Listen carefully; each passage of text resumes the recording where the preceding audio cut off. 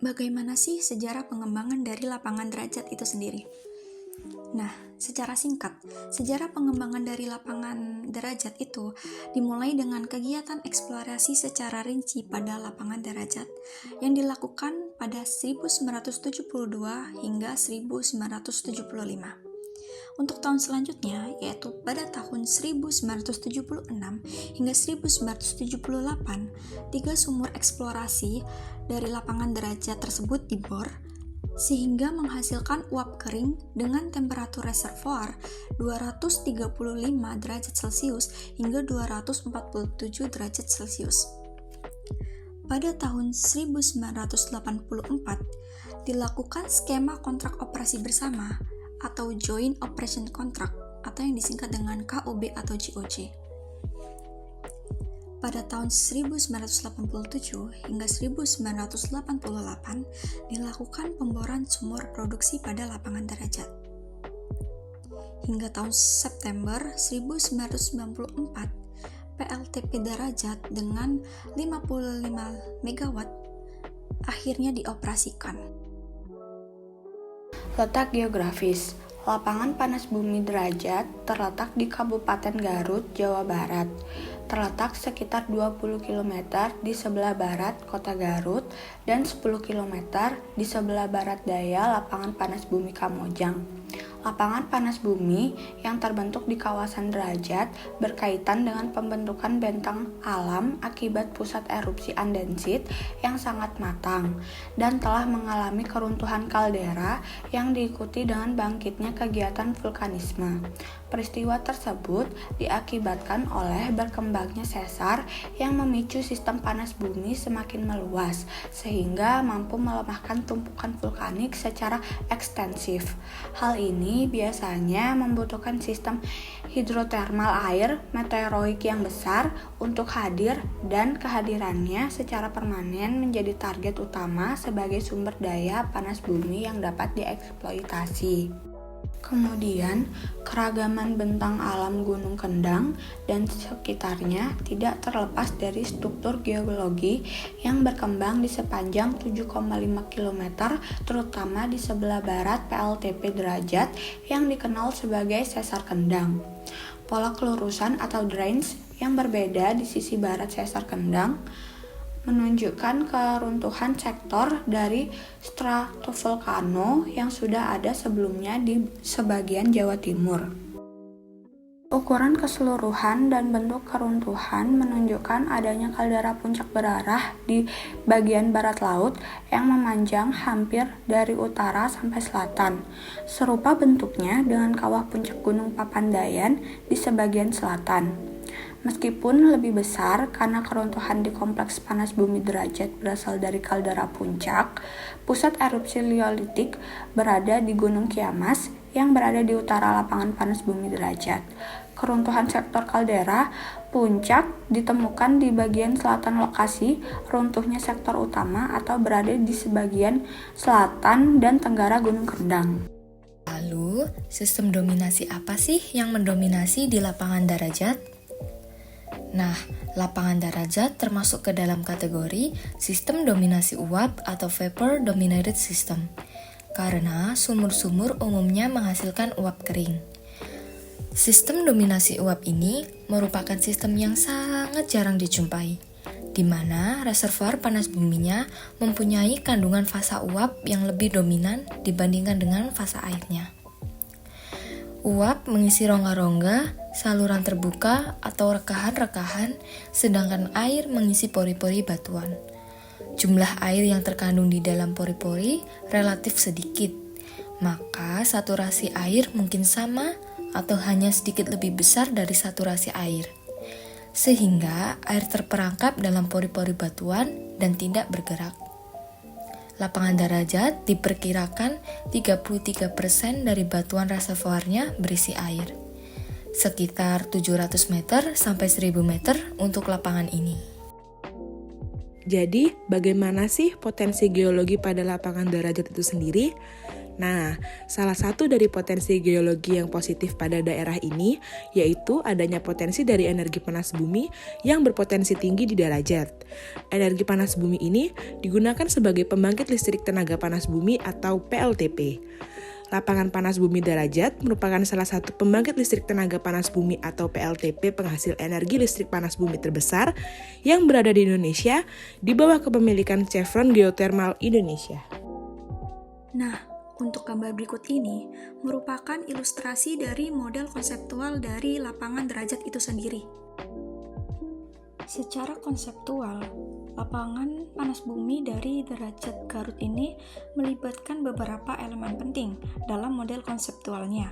Antara lain yaitu yang pertama, ada sumber panas bumi, yaitu lapangan panas bumi derajat Garut memiliki sumber panas bumi yang berasal dari aktivitas vulkanik di bawah permukaan bumi.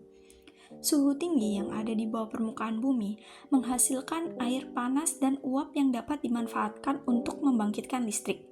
Untuk yang kedua, ada sumur panas bumi. Untuk ekstraksi energi geotermal, sumur-sumur panas bumi dibor ke dalam reservoir panas di bawah permukaan bumi.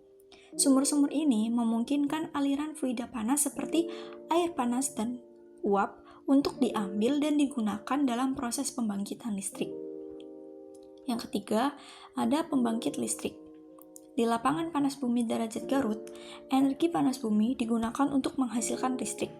Prosesnya melibatkan penggunaan fluida panas untuk memutarkan turbin yang terhubung dengan generator listrik sehingga mengubah energi panas menjadi energi listrik. Dan untuk yang terakhir ada distribusi listrik. Energi listrik yang dihasilkan oleh pembangkit panas bumi derajat Garut didistribusikan ke jaringan listrik yang ada. Ini dapat menyediakan pasokan listrik ke masyarakat setempat atau diintegrasikan ke dalam jaringan listrik yang lebih luas. Konseptual model lapangan derajat ini yaitu pertama-tama, uap yang terperangkap di bawah bebatuan dibor dengan kedalaman bervariasi, sekitar antara 4.000 feet sampai di atas 7.000 feet. Lubang hasil pengeboran ini kemudian diberikan casing yang selanjutnya disebut dengan sumur uap. Uap dari sumur ini kemudian disalurkan melalui pipa menuju pembangkit listrik. Di dalam pembangkit uap digunakan untuk memutarkan turbin yang dihubungkan dengan sebuah generator listrik. Setelah memutar turbin, energi yang terkandung di dalam uap secara alami akan berkurang sehingga menyebabkan uap kembali menjadi air yang disebut dengan istilah kondensat. Kondensat ini kemudian diinjeksikan kembali ke dalam reservoir melalui sumber injeksi untuk menjaga mesh balance di dalam reservoir. Pipa dari penyaluran uap di lapangan derajat dirancang menggunakan sistem isolasi pembungkus udara. Pipa hanya dibungkus dengan aluminium cladding dengan diameter 5 inch lebih besar dari ukuran pipa.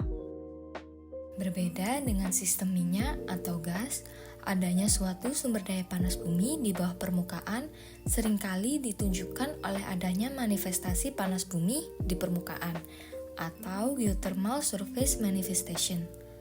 Manifestasi panas bumi di permukaan diperkirakan terjadi karena adanya perambatan panas dari bawah permukaan atau karena adanya rekahan-rekahan yang memungkinkan fluida panas bumi mengalir ke permukaan. Nah, manifestasi di lapangan derajat ini terdapat 5 jenis manifestasi. Yang pertama, mata air panas atau hot spring. Mata air panas ini merupakan aktivitas panas bumi yang paling umum dijumpai. Mata air panas ini terbentuk karena adanya aliran air panas atau hangat dari bawah permukaan melalui rekahan-rekahan batuan. Yang kedua, ada mata air panas yang mendidih atau boiling pool.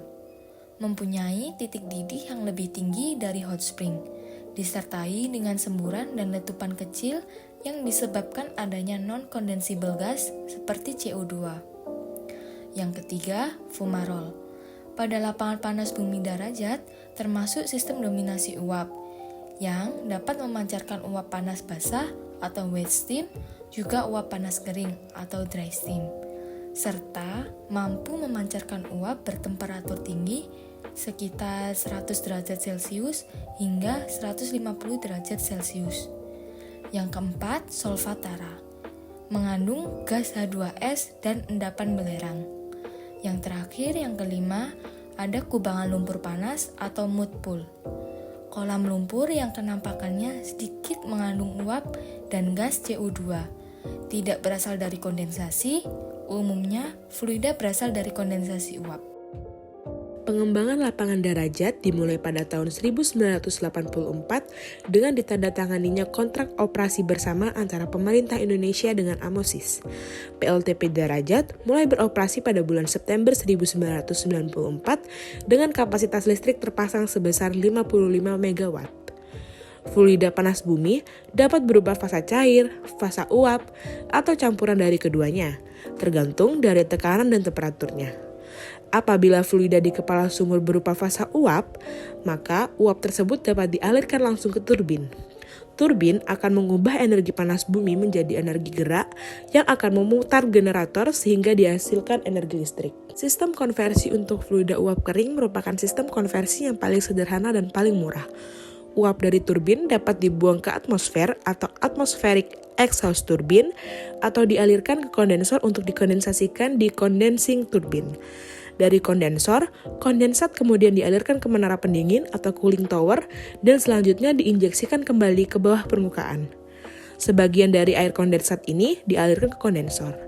Pembangkit listrik menggunakan atmospheric exhaust turbine mengkonsumsi sekitar 2 kali dalam tekanan inlet yang sama, lebih banyak untuk setiap kilowatt keluaran sehingga banyak energi dan biaya yang terbuang.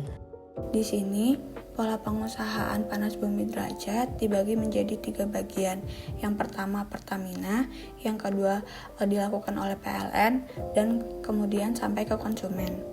Pihak Pertamina melakukan eksploitasi sampai dengan pengembangan lapangan uap, yang kemudian uap tersebut akan diolah oleh pihak PLN menjadi PLTP dan transmisi distribusi listrik. Nah, kemudian jika sudah menjadi listrik, akan disalurkan ke konsumen. Proses pembangkitan listrik di lapangan derajat yang terletak di sekitar 10 km dari lapangan Kamojang pada prinsipnya juga sama, karena sumur-sumur di lapangan ini menghasilkan uap kering dengan temperatur reservoirnya dari 235 derajat sampai 240 derajat Celcius. Sekian dari kelompok kami. Terima kasih.